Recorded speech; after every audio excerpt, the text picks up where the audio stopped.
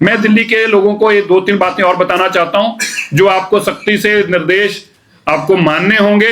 एक तो दिल्ली के अंदर जिसके पास पीयूसीसी सर्टिफिकेट नहीं होगा उसको कल का दिन बाकी है, परसों से उसको पेट्रोल पंप पर तेल नहीं मिलेगा।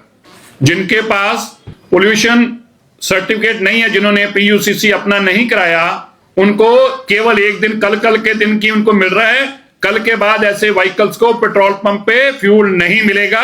उनको ऑनलाइन कैमरे से चेक करेंगे, जो जिसके पास नहीं होगा वो झगड़े ना करे, उसको फ्यूल नहीं मिलेगा। दिल्ली के लोगों को साफ हवा चाहिए, इसलिए आपको भी उसके ऊपर अपनी जिम्मेवारी से अपनी व्हीकल का पीयूसीसी करवाना चाहिए। यह दिल्ली के लोगों को मेरा आग्रह है। दूसरा, दिल्ली के अंदर किसी भी तरीके की कोई भी ट्रक अगर कंस्ट्रक्शन मटेरियल लाता दिखाई दिया, कोई बदरपुर, कोई रेता सैंड लाता दिखाई दिया, किसी भी तरीके का कोई भी गाड़ी अगर दिखाई दी तो भाई मैं ट्रांसपोर्टर भाइयों को बताना चाहता हूं वो गाड़ी सीज कर ली जाएगी। उसके ऊपर हैवी पेनल्टी इतनी लगेगी कि गाड़ी छुड़वा नहीं पाओगे। इसलिए दिल्ली के अंदर किसी भी तरीके का बदरपुर, किसी भी तरीके की रेता, किसी भी तरीके का बिल्डिंग मटेरियल लाना टोटल बैन है। आज से किसी भी तरीके का अगर लाए तो बहुत सख्त कार्रवाई होगी।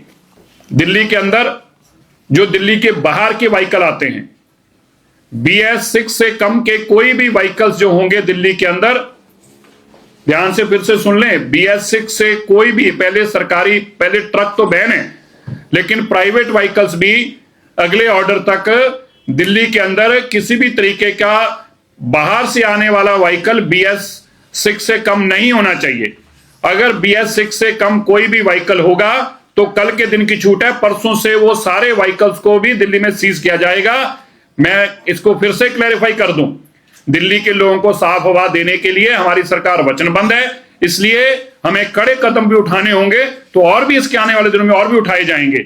लेकिन कल का दिन है आपके पास, दिल्ली से जो दिल्ली में नॉन रजिस्टर्ड दिल्ली व्हीकल्स हैं, जो दिल्ली में रजिस्टर्ड नहीं है, ऐसा कोई भी व्हीकल BS6 से कम का दिल्ली स्टेट के अंदर एंट्री नहीं करेगा, और अगर कोई पाया गया उसको सीज किया जाएगा।